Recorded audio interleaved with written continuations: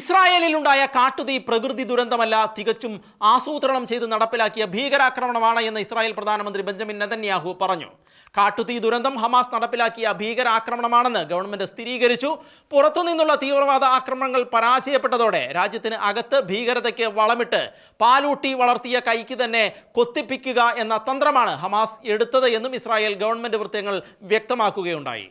അടിക്കടി അഗ്നിബാധയുണ്ടാകുന്ന ഒരു രാജ്യം തന്നെയാണ് ഇസ്രയേൽ. കാട്ടുതീ ഇസ്രയേലിൽ നിത്യകാഴ്ചയാവുന്നതിനെക്കുറിച്ച് 2022 പരിസ്ഥിതി മന്ത്രാലയം വിശദമായ റിപ്പോർട്ട് തയ്യാറാക്കിയിരുന്നു. രാജ്യത്തെമ്പാടും തുറന്ന പ്രദേശങ്ങളുടെ വിസ്തൃതി കുറയുന്നുവെന്നും ഇത് കാട്ടുതീക്ക് കാരണമാകുന്നുവെന്നും ഇസ്രായേലിന്റെ നാഷണൽ എക്കോസിസ്റ്റം പ്രോഗ്രാം തയ്യാറാക്കിയ വാർഷിക റിപ്പോർട്ടിൽ വ്യക്തമാക്കിയിരുന്നു. 2017 മുതൽ 2020 വരെ കാലയളവിൽ ഇസ്രായേലിൽ പ്രതിവർഷം ശരാശരി 30 സ്ക്വയർ കിലോമീറ്റർ എന്ന തോതിലുള്ള പ്രദേശമാണ് നഷ്ടമാകുന്നത്. 2015 മുതൽ 2021 വരെയുള്ള കാലയളവിൽ രാജ്യത്തിന്റെ മെഡിറ്ററേനിയൻ മേഖലയിലുള്ള വനപ്രദേശങ്ങളുടെ 500 സ്ക്വയർ കിലോമീറ്റർ വരുന്ന പ്രദേശങ്ങൾ ഒരു തവണയെങ്കിലും കാട്ടുതീക്ക് വിധേയമായതായും റിപ്പോർട്ട് സൂചിപ്പിക്കുന്നു. ഇതേ കാലയളവിൽ രാജ്യത്തിന്റെ പുൽപ്രദേശങ്ങളുടെ കാൽഭാഗവും കാട്ടുതീക്ക് ഇരയായി മാറിയിട്ടുണ്ട്. മറ്റ് പശ്ചിമേഷ്യൻ രാജ്യങ്ങളെപ്പോലെ മുഴുവൻ മരുഭൂമിയായിട്ടുള്ള പ്രദേശമല്ല ഇസ്രയേൽ. ജോർദാൻ, ഈജിപ്ത് അതിർത്തി പ്രദേശം മാത്രമാണ് കുറച്ചെങ്കിലും മരുഭൂമിയായി കാണാൻ സാധിക്കൂ. ബാക്കി പ്രദേശമെല്ലാം ഇടതൂർന്ന വൃക്ഷങ്ങളും മറ്റ് സസ്യലതാദികളാൽ സമ്പന്നവുമാണ് ഇസ്രയേൽ. ഉഷ്ണകാലത്ത് കാട്ടുതീ ഉണ്ടാകാനുള്ള സാധ്യതകൾ വളരെ ഏറെയാണ്.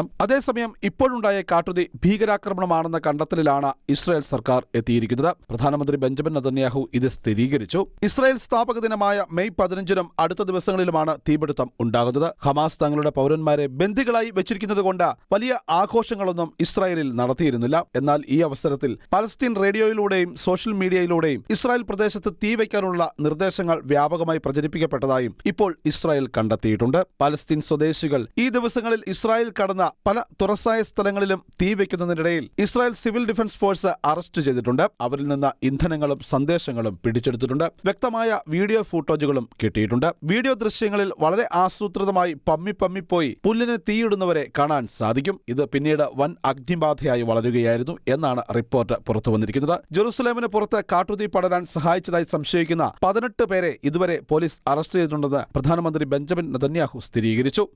International desk, Shekinah news.